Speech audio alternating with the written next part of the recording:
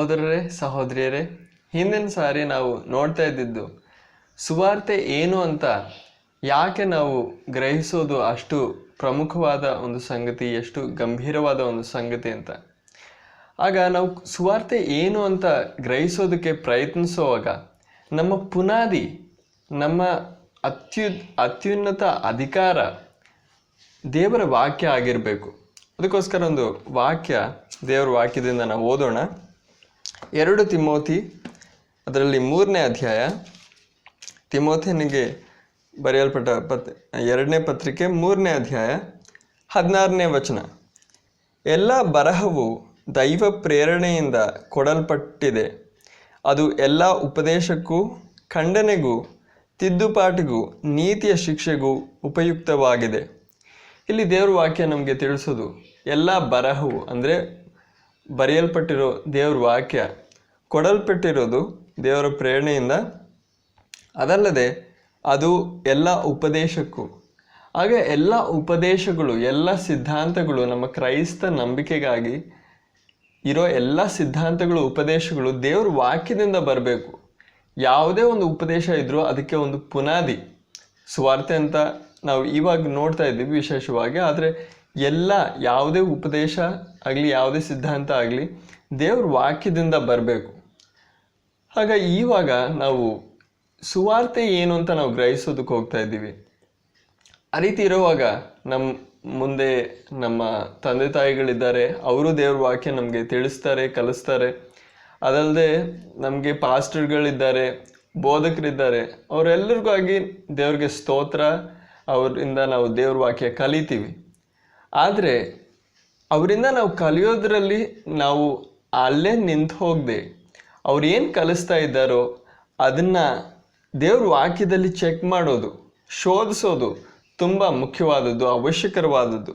ಅದರಲ್ಲಿ ನಾವು ಸೋಮಾರಿತನ ತೋರಿಸಬಾರ್ದು, ಅದರಲ್ಲಿ ನಾವು ಆಸಕ್ತಿಯ ಕೊರತೆ ನಾವು ತೋರಿಸಬಾರ್ದು.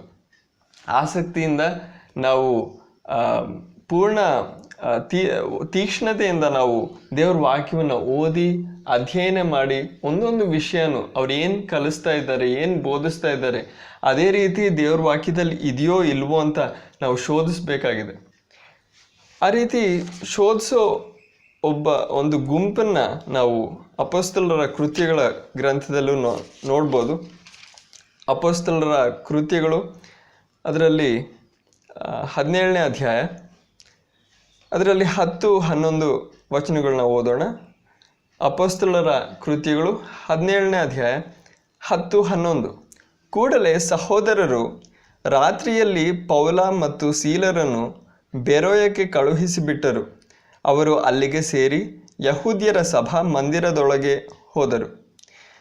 ಅಲ್ಲಿಯವರು ಥೆಸಲೋನಿಕದವರಿಗಿಂತ ಸದ್ಗುಣವುಳ್ಳವರಾಗಿದ್ದು ವಾಕ್ಯವನ್ನು ಸಿದ್ಧ ಮನಸ್ಸಿನಿಂದ ಅಂಗೀಕರಿಸಿ, ಇವರು ಹೇಳುವ ಮಾತುಗಳು ಹೌದೋ ಏನೋ ಎಂದು ಪ್ರತಿದಿನವೂ ಬರಹಗಳನ್ನು ಶೋಧಿಸುತ್ತಿದ್ದರು.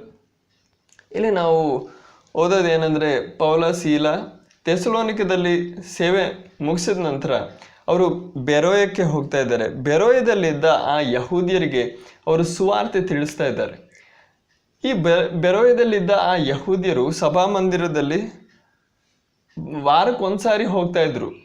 ಆದರೆ ಪೌಲನು ಈ ಸುವಾರ್ತೆ ತಿಳಿಸಿದ ನಂತರ ಈತನ ಹೇಳ್ತಾ ಇರೋ ಈ ಸಂದೇಶ ದೇವ್ರ ವಾಕ್ಯದ ಪ್ರಕಾರ ಇದೆಯೋ ಇಲ್ವೋ ಅಂತ ಬರೆಯಲ್ಪಟ್ಟಿರೋ ದೇವ್ರ ವಾಕ್ಯವನ್ನು ಶೋಧಿಸ್ತಾ ಇದ್ರು. ಅದು ಪ್ರತಿದಿನವೂ ಆ ಮಾತನ್ನು ಎತ್ತಿ ಪವಿತ್ರ ಆತ್ಮನು ದೇವ್ರ ವಾಕ್ಯದಲ್ಲಿ ಈ ರೀತಿ ಬರೆಸಿದ್ದಾನೆ. ಅವರು ಸದ್ಗುಣವುಳ್ಳವರಾಗಿದ್ದರು ಅಂತನೂ ಬರೆದಿದ್ದಾನೆ. ಅದರಿಂದ ನಾವು ಅರ್ಥ ಮಾಡ್ಕೋಬೋದು ದೇವ್ರ ಚಿತ್ತ ಏನು, ದೇವ್ರಿಗೆ ಮೆಚ್ಚುಗೆ ಆಗೋದೇನು. ನಾವು ದೇವ್ರ ವಾಕ್ಯ ಬೇರೆಯವರಿಂದ ಕೇಳ್ತಾ ಇದ್ದೀವಿ, ನಾವು ಅವ್ರಿಗಾಗಿ ಅವ್ರಿಗೆ ನಮಗೆ ಕಲಿಸ್ಕೊಡೋ ಎಲ್ಲ ವಿಷಯಗಳ ಮೇಲೆ ಸವಾಲು ಹಾಕಬೇಕು ಅಂತ ಅಲ್ಲ ನಾನು ಹೇಳ್ತಾ ಇರೋದು. ಆದರೆ ನಾವು ಅವ್ರೇನು ಕಲಿಸ್ತಾ ಇದ್ದಾರೋ ಅದು ದೇವ್ರ ವಾಕ್ಯದ ಪ್ರಕಾರ ಇದೆಯೋ ಇಲ್ವೋ ಅಂತ ನಾವು ಶೋಧಿಸೋದ್ರಲ್ಲಿ ನಾವು ಸೋಮಾರಿತನ ತೋರಿಸ್ಬಾರ್ದು, ಆಸಕ್ತಿ ಇಲ್ಲದೆ ಇರೋ ಥರ ನಾವು ಇರಬಾರ್ದು.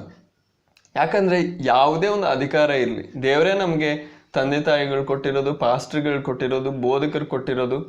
ಆದರೆ ಯಾವುದೇ ಅಧಿಕಾರ ಆಗಿರಲಿ, ಆ ಅಧಿಕಾರದ ಮೇಲೆ ದೇವರ ಅಧಿಕಾರ ಇದೆ, ದೇವರ ವಾಕ್ಯದ ಅಧಿಕಾರ ಇದೆ. ಅದಕ್ಕಿಂತ ಉನ್ನತವಾಗಿರೋ ಯಾವ ಒಂದು ಅಧಿಕಾರನೂ ಇಲ್ಲ, ಯಾವೊಂದು ಸಾಮರ್ಥ್ಯನೂ ಇಲ್ಲ.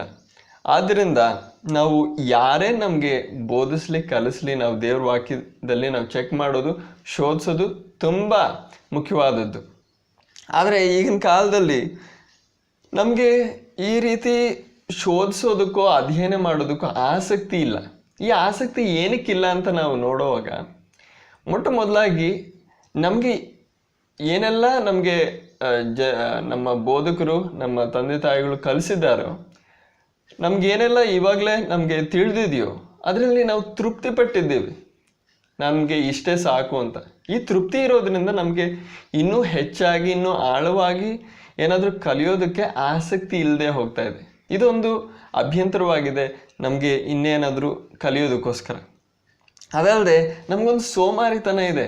ನಾವು ಸ್ವಂತವಾಗಿ ದೇವ್ರ ವಾಕ್ಯ ಓದಿ, ನಾವು ಸ್ವಂತವಾಗಿ ದೇವ್ರ ವಾಕ್ಯವನ್ನು ಅಧ್ಯಯನ ಮಾಡಿ, ಒಂದೊಂದು ವಿಷಯವನ್ನು, ಒಂದೊಂದು ಸಿದ್ಧಾಂತ, ಉಪದೇಶಗಳನ್ನ ನಾವು ತಿಳ್ಕೊಳ್ಳೋಣ.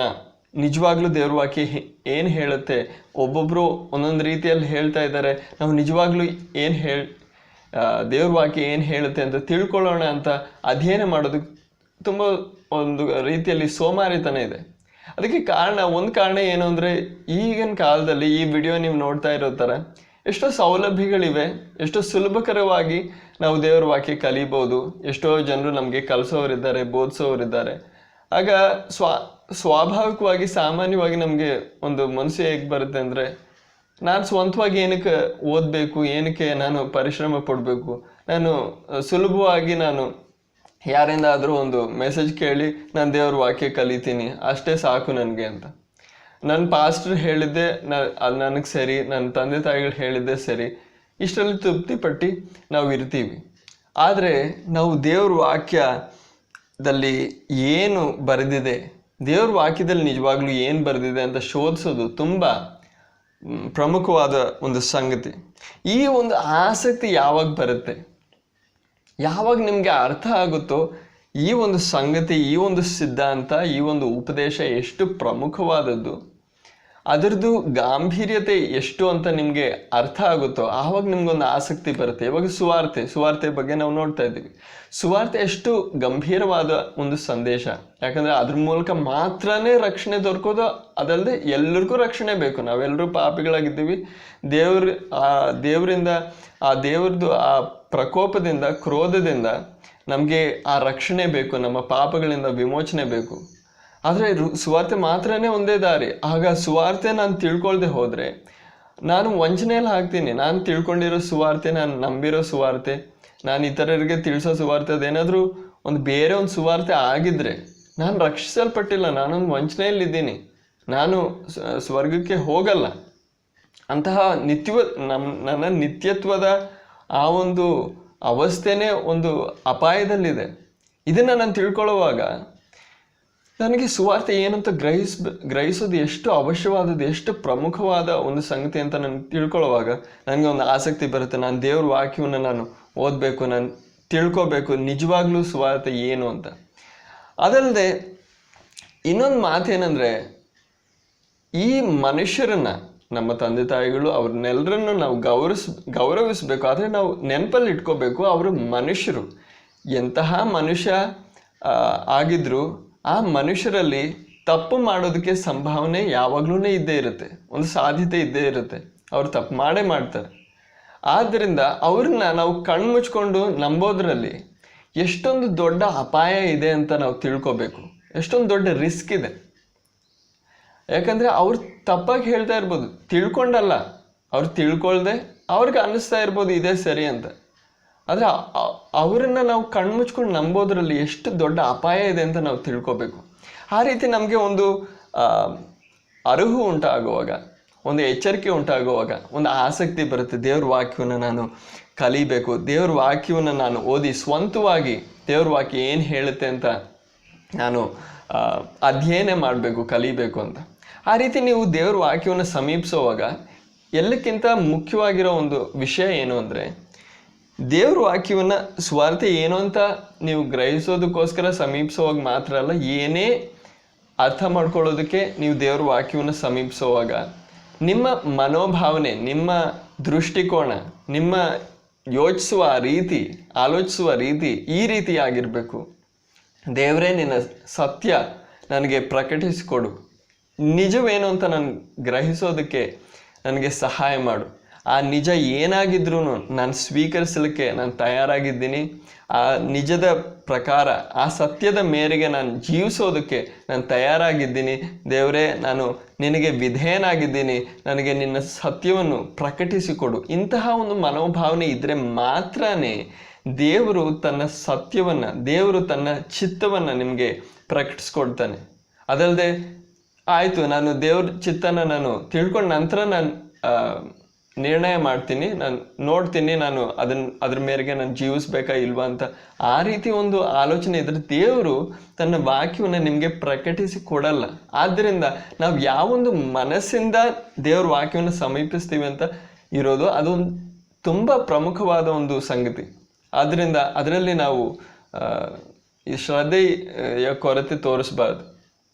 ನಾವು ಶ್ರದ್ಧೆಯಿಂದ ಸರಿಯಾದ ಒಂದು ಮನೋಭಾವನೆಯಿಂದ ದೇವ್ರ ವಾಕ್ಯವನ್ನು ಸಮೀಪಿಸಬೇಕು. ಅದಲ್ಲದೆ ನಾವು ಎಷ್ಟೋ ಪ್ರಾರ್ಥನೆಯಿಂದ, ದೇವರೇ, ನಾನಿನ್ನ ವಾಕ್ಯವನ್ನು ನನ್ನ ಸ್ವಂತ ಬುದ್ಧಿಯಿಂದ ನಾನು ಕಲಿಯೋದಕ್ಕೆ ಸಾಧ್ಯ ಅಲ್ಲ, ನೀ ನನಗೆ ಸಹಾಯ ಮಾಡು, ನೀನಿನ್ನ ಸತ್ಯವನ್ನು ನನಗೆ ಪ್ರಕಟಿಸಿಕೊಡು. ಆ ಸತ್ಯವು ಏನಾಗಿದ್ರೂ ನಾನು ಅಂಗೀಕರಿಸ್ತೀನಿ. ನನಗೆ ಮುಂಚೆನೇ ಆಲೋಚನೆಗಳು, ಪ್ರೀ ಕನ್ಸೆಪ್ಷನ್ಸ್, ಮುಂಚೆನೇ ಈ ಥರ ನಾನು ನಂಬಿರೋದು, ನಮ್ಮ ತಂದೆ ತಾಯಿಗಳು ಈ ಥರ ಕಲಿಸಿರೋದು, ಬೋಧಕರು ಈ ಥರನೇ ಹೇಳ್ತಾ ಇರೋದು, ಇದೇ ಎಲ್ಲರೂ ನಂಬೋದು, ಅದನ್ನೆಲ್ಲ ನಾನು ಬಿಟ್ಬಿಡ್ತಾ ಇದ್ದೀನಿ. ದೇವರೇ, ನೀನು ನನಗೆ ನಿಜವಾದ ಸತ್ಯ ಏನು ಅಂತ ನಿನ್ನ ವಾಕ್ಯದಿಂದ ನನಗೆ ತೋರಿಸು ಅಂತ ನೀವು ಪ್ರಾರ್ಥನೆಯೊಂದಿಗೆ ನೀವು ದೇವ್ರ ಸನ್ನಿಧಿಯಲ್ಲಿ ದೇವ್ರ ವಾಕ್ಯವನ್ನು ಅಧ್ಯಯನ ಮಾಡುವಾಗ ಖಂಡಿತವಾಗಿ ದೇವರು ನಿಮಗೆ ತನ್ನ ವಾಕ್ಯವನ್ನು ಪ್ರಕಟಿಸ್ಕೊಡ್ತಾನೆ.